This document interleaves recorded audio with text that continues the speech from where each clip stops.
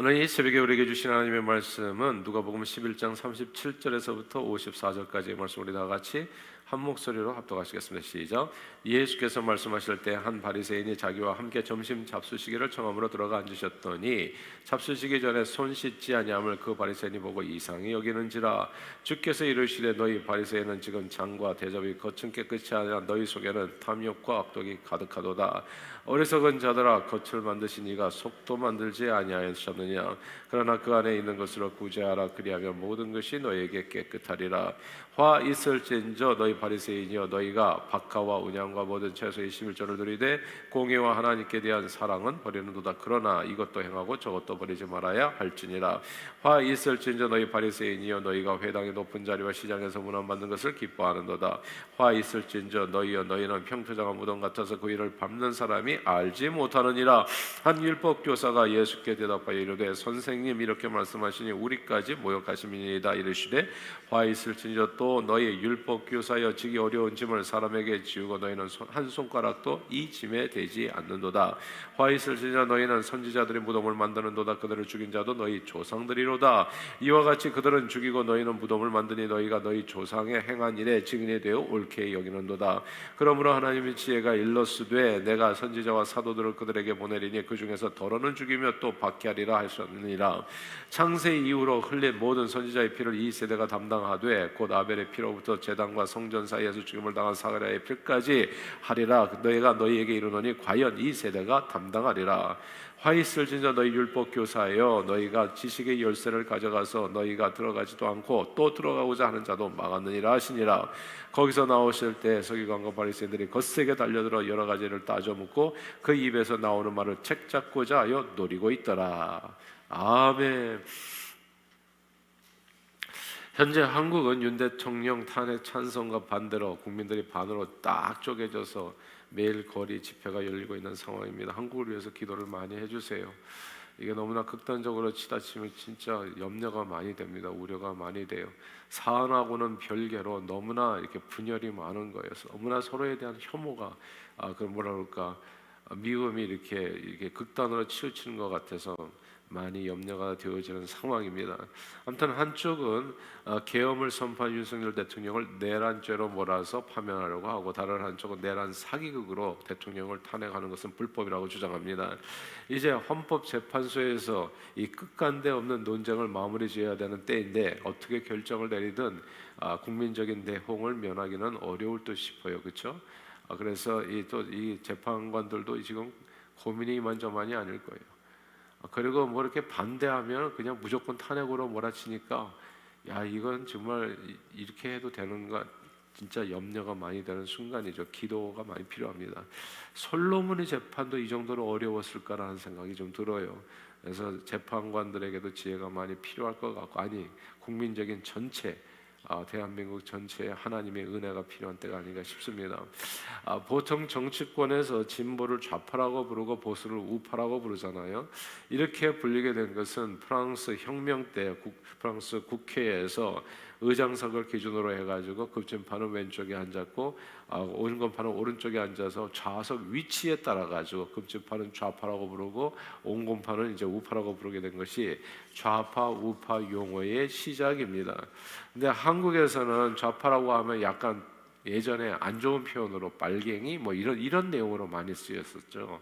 그러니까 이게 좋은 정치적인 언어인데 이게 그냥 이상하게 뭐 친중 친북 성향을 가진 사람 이렇게 이렇게 비춰지고, 우파는 친미 친일로 분열되기로 해가지고 이렇게 분류되기도 해가지고 이게 뭐 극단적으로 서로 충돌하는 그런 모습인데, 원래 좌파와 우파는 그렇게 나뉘는 것이 아니라 좌파를 뜻하는 진보는 말 그대로 앞으로 나아간다. 그리고 우파를 뜻하는 보수는 전통을 지킨다는 의미가 있듯이, 정치적인 성향에서 변화에 적극적이고 기존 질서를 개혁하려고 하고 이상지향적인 사람을 가리켜서 좌파라고 부르고, 정치 성향이 변화에 좀 소극적이고 기존 질서를 되도록이면 우리 유지하자, 보호하자, 그리고 현실 지향적인 사람을 이제 우파라고 부르는 겁니다. 그래서 진보 좌파와 보수 우파는 여러 가지 정치적 이슈에서 대해서 좀 다른 해답을 제시합니다.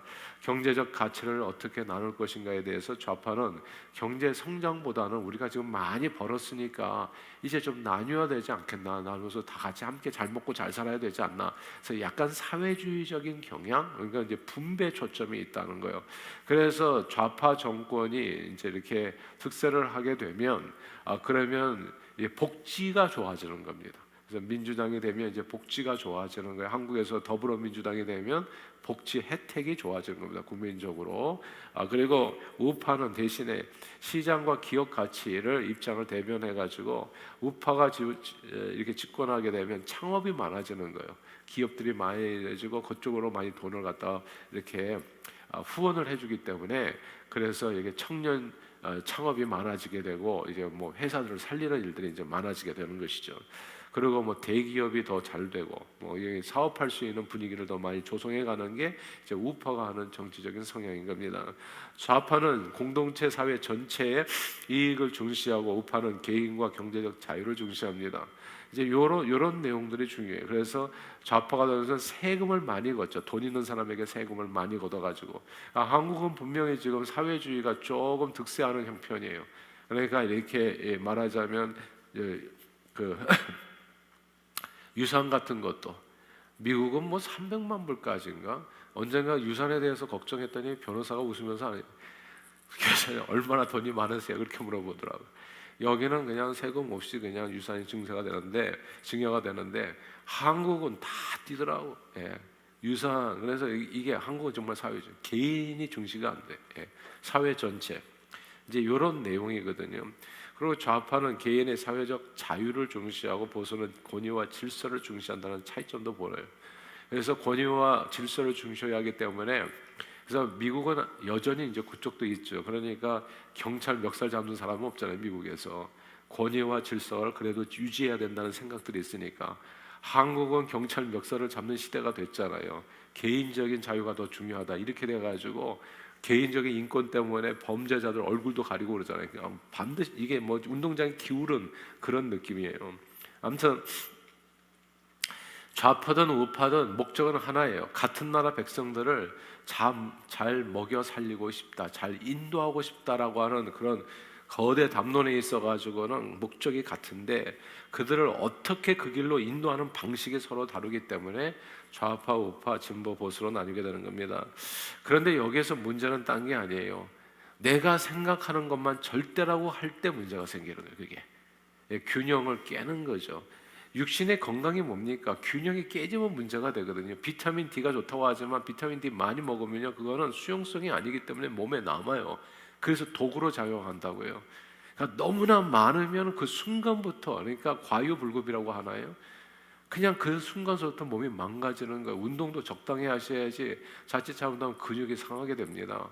그러니까 모든 것을 이게 균형을 잃어버리는 순간서부터 건강도 잃어버리게 되고 사회적인 질서도 다 망가지게 되는 거죠. 그래서 파퓰리즘이라고 해서 이게 사회주의 정권에 너무 오래 있었던 남미의 모든 국가들이 다 가난해지는 이유가 뭡니까? 이게 어느 정도는 괜찮은데 그 정도를 넘어가게 됐을 때는 이게 나라가 망하는 일까지 벌어지게 되는 거예요.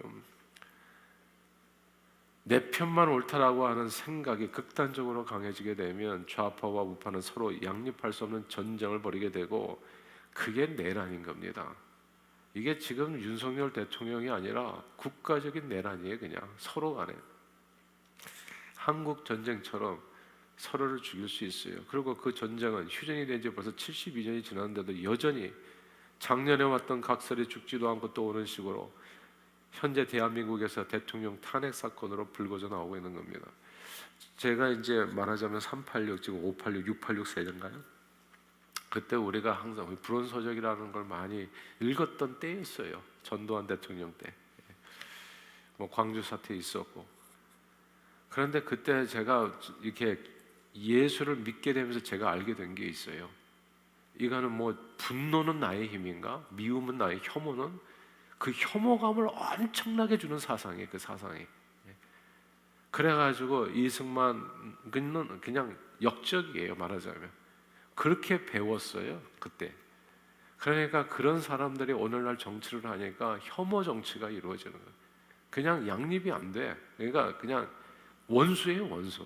그러니까 박정희 대통령 원수고 이승만 대통령 원수. 그러니까 이게 극단으로 치우치니까 그냥 그게 악이더라고 보니까. 그러니까 이 세상을 나누는 사람이 돼요. 그러니까 우리 편이 아니면 무조건 적이에요. 일본과는 가까이 할 수 없는 나라. 일본이 어떻게 가까운 나라고 지금 미래를 만들어 가려면 누구하고도 손을 잡고 어떻게 해서든지 함께 동역하면서 미래를 도모해야 되는데 그냥 선을 딱 그어서 그 선 넘어가서는 진짜 이 빨갱이가 아니고요. 그냥 이 완전히 원수예요, 원수.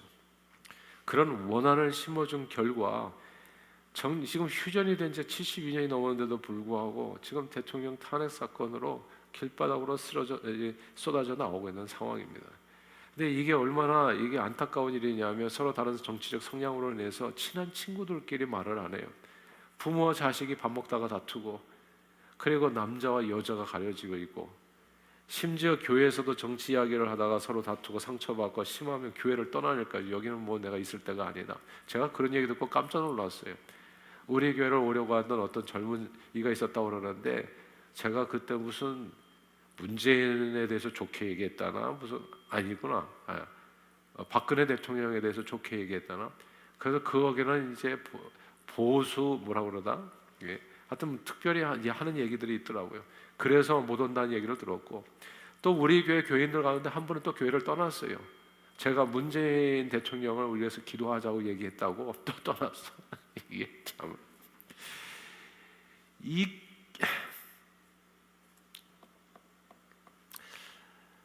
이런 얘기하다가 다투고 상처받고 심하면 교회를 떠나는 일도 심심치 않게 일어나고 오래전 제가 미국에 왔을 때 공화당 민주당 양당 체제의 미국의 정치 시스템이 진짜 흥미롭더라고요.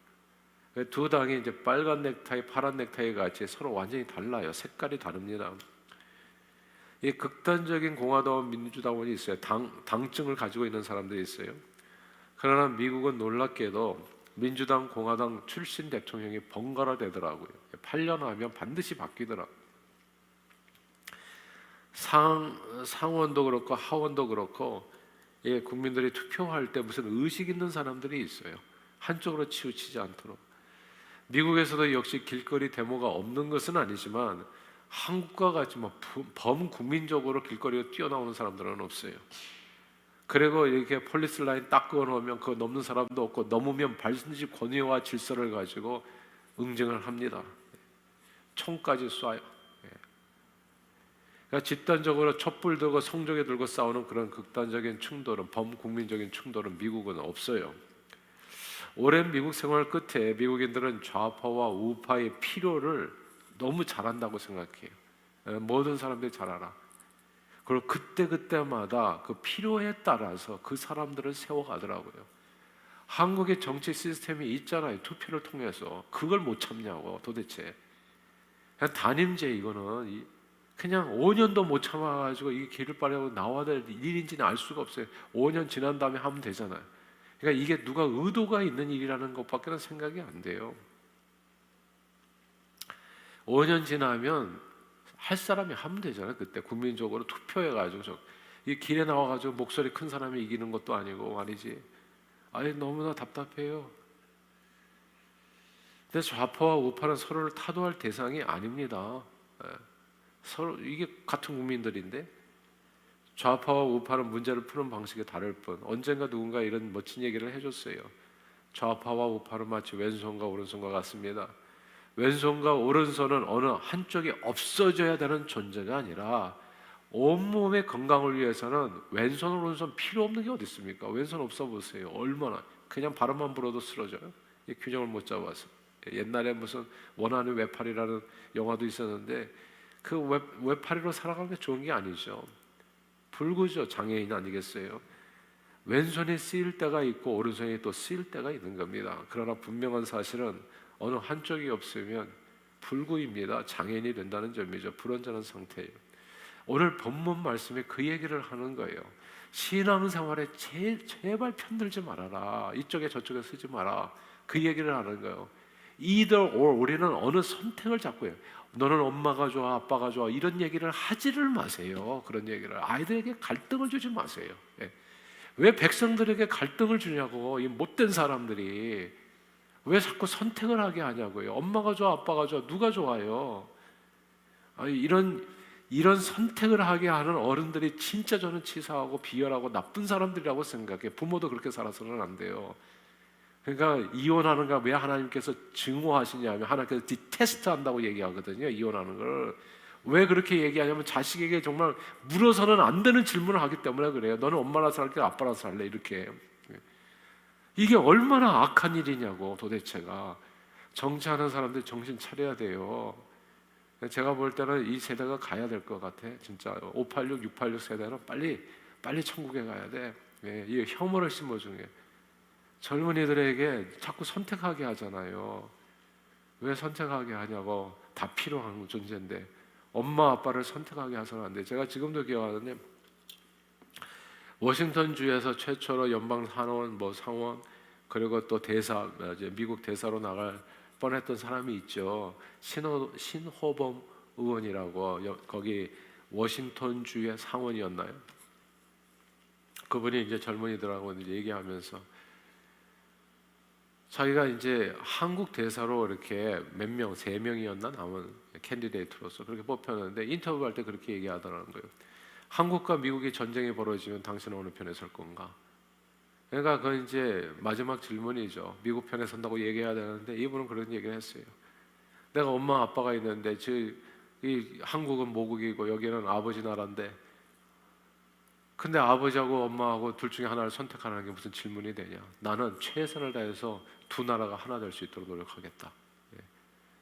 그래서 안 됐어요. 그분이 결국은 한국 대사로 파견이. 그래서 저는 존경해요. 왜 둘 중에 하나라고만 생각하냐고. 둘 다지. 둘 다 필요하지 않겠어요? 그러니까 오늘 정치적인 논쟁은 끝이세요. 그냥 둘 다 필요해요. 그리고 질서를 지켜서, 저 법이 있잖아요. 5년 만에 하면 돼. 5년 지나고 나서, 그래서 국민이 뽑으면 돼. 국민이 뽑은 대통령을 그냥 중간에 끌어내려고 아주 못된 사람들이 많아요.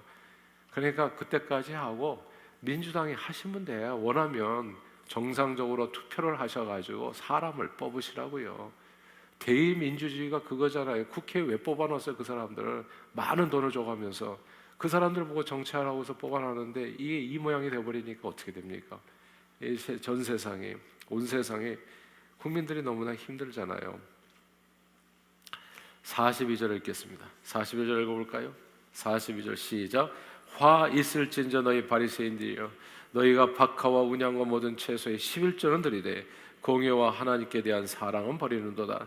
그러나 이것도 행하고 저것도 버리지 말아야 할지니라. 아멘. 여기에서 이것도 행하고 저것도 버리지 말아야 된다. 그러니까 왼쪽이냐 오른쪽이냐 얘기하는데 둘 다 하라는 겁니다. 둘 다. 제발 둘 다 해라. 어느 거 하나 자꾸 선택하려고 하죠. 그건 의도가 있는 것이다. 신약 시대를 살면서 가끔씩 성도님들께 구약 성경에서 이야기하는 11조가 순약이 어디 있냐, 그 얘기는 무슨 의도가 있는 얘기예요? 11조 하고 싶지 않다는 얘기. 간단하게 안 하겠다는 거지. 그러니까 이건 틀렸으니까 나는 맞은 쪽 하나만 하겠다는 거야. 한쪽만, 왼손만 선택하겠다. 이렇게 얘기하는 내용이거든요. 구약과 신약을 둘로 나누어서 구약은 옛 율법이고 신약은 율법이라고 생각해서 마치 옛 이단, 말이 쉬운 이단처럼 구약은 폐기하고 신약에서 은혜로운 말씀만, 내게 맞는 말씀만 취하려는 사람들이 있는 거예요. 성경을 볼 때 절대적으로 두 가지를 다 보셔야 돼요. 내게 듣기 좋은 소리만 들어서는 안 돼. 그러니까 격려가 되고 힘이 되고 위로가 되는 이런 얘기만 들어서는 안 돼. 야단도 맞아야 되는 거예요. 경찰도 있어야 되고 그 권위는 존중이 돼야 되는 거고, 잘못했으면 벌을 받아야 되는 거고, 그래가지고 바른 길을 걸어가야 되는 거죠. 그냥 무조건 오냐는 아닌 거거든요. 그렇게 이해했던 사람들이 신약 시대에 있었다고요. 두 가지를 다 해라.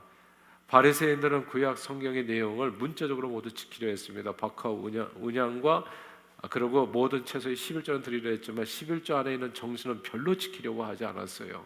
원래 11조는 레위인을 지한 11조, 축제의 11조, 구제의 11조가 있었던 세 종류가 있었던 거거든요. 그 안에 정신이 세 가지가 있었던 겁니다. 사회적 분배에 대한 공의가 있고, 그 안에 가난한 자를 돌아와라 공의가 있고, 서로를 불쌍히 여기는 긍휼이 있고, 하나님에 대한 사랑과 믿음이 있는 것이 11조라는 거죠. 그런 마음을 가지고 주님 앞에 11조를 드리는 거지, 막연히 그냥 드리려고 하니까 돈만 나가는 것 같고 이게 아무것도 아닌 것처럼 생각되니까 이걸 그만두려고 하는 거거든요. 아니면 그것만 하려고 하는 사람들이 있는 거예요. 그러니까 바리새인들은 공의와 긍휼 그리고 사랑과 믿음은 저버리고 오직 법을 지키는 쪽에만 신경을 쓰는 바람에 예수님이 안식일 날에 손 마른 자를 불쌍히 여겨서 고쳐준 것까지도 비난했잖아요. 예. 안식일이 왜 있어요? 그게 사람을 위해서 있는 건데, 긍휼히 여기시는 하나님의 은혜 때문에 안식일이 있는데 그 정신을 잃어버리니까 안식일을 사람이 몸이 파괴돼도 지켜야 되는, 그러나 그렇다고 해서 그럼 안식일을 지키지 말아야 되나, 극단적으로 나와가지고 이제는 주일을 성수하지 않아도 된다고 말하는 사람들이 있잖아요, 가끔씩. 예. 뭐 주일날 꼭 교회 나갈 필요가 있습니까? 어느 날이든지 예배 드리면 되지 않습니까? 진짜 네가 복음 내가 복음 만드는 사람이 있잖아요. 이런 사람들에게 주는 하나님의 메시지예요. 주일 성수 제대로 하라. 이것도 하고 저것도 버리지 말라. 왜 꼭 한쪽만 하려고 하냐? 엄마나 아빠나 왜 선택하려고 그러냐? 엄마는 엄마로서 필요하고, 아빠는 아빠로서 필요하고, 민주당은 민주당으로 필요하고, 공화당은 공화당으로 필요하고, 좌파 우파가 다 있어야지 한 몸이 되어지지, 한쪽이 없어져 버리면 우리는 불구다 불구, 장애인. 이것도 행하고 저것도 버리지 말라. 야, 미국에서 그래도 좌파가 없었으면 어떻게 됐겠어요? 우리가 사회 보장이 없는 거예요. 지금 소셜 시큐리티 연금 같은 게 없는 거예요. 그러면 끝나고 나면 진짜 고통스러운 삶이 이어지는 거예요. 이게 좌파가 했던 어마어마한 기여인 거예요, 사회. 그러니까 우파가 했던 기여도 많은 거예요. 그래서 미국이 왜 기업가들이 다 미국으로 짐 싸가지고 들어오려고 그러냐면 이게 우파의 그 영향 때문에 그런 거예요. 미국같이 기업하기 좋은 환경이 세상에 없어요, 세상에. 야, 세상에 없어요. 그러니까 이게 우파의 기여인 거예요. 좌파의 기여는 우리 국민들이 그나마 여기에서 장애인들만 돼도 우리가 이 뭡니까? 장애인 파킹lot 있어가지고 제일 좋은데 차를 대잖아요. 이게 어디서 생겼다고 생각하세요? 이게 좌파의 기여인 거예요, 이게. 우리 같은 유색이 인종의 미국에 와서 이 정도 살 수 있는 게 이게 좌파의 기여인 거예요. 없으면 되겠습니까? 당연히 있어야지. 그러나 우파가 또 있기 때문에 질서가 지켜지는 거예요. 한쪽만을 선택하는 것이, 성경은 이렇게 좌로나 우로나 치우치지 말라. 좌로나 우로나 치우치는, 좌파 우파 치우치는 게 다 죄라고 성경은 이야기하는 겁니다. 예수님은 11조에 대한 교훈을 형식과 내용이 다 필요한 것으로 설명해 주셨어요. 그러니까 11조에 대해서 질문하지 마시고 그냥 하세요. 근데 그 마음에 사랑을 담아서, 긍휼을 담아서, 이게 주님의 몸된 교회를 위해서 믿음 가운데 하는 것이고, 또 그것이 구제비로 쓰임받을 것을 생각하면서 하는 것이고, 실제적으로 그렇게 또 쓰이니까. 이 결혼을 할 때 부부가 사랑한다고 하면서 결혼하려고 하는 남녀가, 아이 뭐 형식이 뭐가 중요하냐, 사랑이 중요하지, 당신 내가 사랑하는 거 알지? 그리고 분명히 금반지를 사서 끼워줄 수 있는 형편이 됨에도 불구하고, 아이 그 금반지 같은 거 앞으로 끼지도 않을 거야, 그러니까 그냥 풀반지, 그래가지고 그거 해가지고 결혼한다면 되겠어요? 사랑한다고 얘기하면서 배추 한 박스 사주면서, 아이 그냥 이게 이 밖에 나가서 김치 사가지고 오는 거 아니라 그냥 우리가 이렇게 배추 한 박스 선물로 주면서 담아서 먹자고 얘기한 건 그 아내가 퍽이나 기뻐하겠어요. 이게 형식과 내용이 다 필요하고, 이것도 행하고 저것도 버리지 말아야 될지니라. 저와 우는 모두 필요합니다. 선택의 문제가 아니라 둘 다의 문제인 겁니다. 이것도 행하고 저것도 버리지 말라. 둘 중에 하나를 선택하려고 하면 안 됩니다. 둘 다 하면 안 됩니까? 엄마 아빠 누구를 선택하겠습니까? 왜 둘 중에 하나입니까? 예전에 김우중 그 회장님이신가요?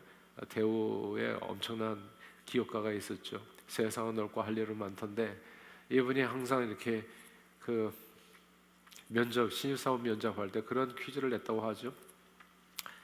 피자 한 판을 갖다 8사람이 나눠 먹을 방법을 갖다가 어떻게 신박하게 나누는 방법에 대해서 얘기해봐라. 그러면 이제 뭐 이렇게 자르고 저렇게 자르고 해서 여러 가지 방법을 얘기하는데, 근데 그분이 원했던 대답은 뭐냐 하면 8사람에게 한 사람당 하나씩 피자를 주는 거예요. 한 판씩. 세상은 넓고 할 일은 많은데 그거 이 좁은 땅덩 대한민국이라는 땅덩어리에서 그거 나눠 먹으려면 얼마나 피 터지게 싸워야 되냐. 대한민국과 같은 나라가 세상의 지천이다. 온 세상으로 나가서 피자 한 판씩 먹어라, 이 얘기거든요. 우리가 왜 선택을 해야 됩니까? 좌나 우나. 왜 엄마 아빠를 선택해야 되냐고요? 왜 11조를 드려야 되냐 말해야 되냐, 이런 선택을 하게 만드냐고. 왜 이런 질문을 하냐고. 그냥 성경에 나오는 대로 하라는 것은 하고요, 그리고 또 이것도 행하고 저것도 버리지 말아야 된다. 두 가지를 다 취할 때 왼손 오른손이 붙어 있어서, 그래서 온전한 몸을 이루어 하나님을 영화롭게 하는 겁니다. 그러므로 예수님께서 주신 교훈을 본받아서 이것도 행하고 저것도 버리지 않은 그 온전함으로 하나됨을 이루고 성장과 분배의 균형 잡힌 신앙생활로 주님을 영화롭게 하는 저와 여러분들이 다 되시기를 주의 이름으로 축원합니다. 기도하겠습니다. 하나님 아버지, 오늘 11조의 문제로 이것도 행하고 저것도 버리지 말라고 그렇게 주님은 말씀하십니다. 왼쪽 오른쪽 둘 중에 하나를 선택하는 문제가 아니라 both of them, 둘 다인 것입니다. 때로는 왼손이 쓰임받고 때로는 오른손이 쓰임받고, 이런 데서 극단적인 충돌로 가는, 그리고 서로 마찰로 가는 어리석은 일을 행하지 아니하고 아버지 하나님, 균형 잡힌 신앙생활로 하나님을 영화롭게 하는 저희 모두가 되도록 지혜로, 그리고 성령 충만으로 우리 발걸음을 생명의 길로 인도해 주시옵소서. 예수 그리스도 이름으로 간절히 기도하옵나이다. 아멘.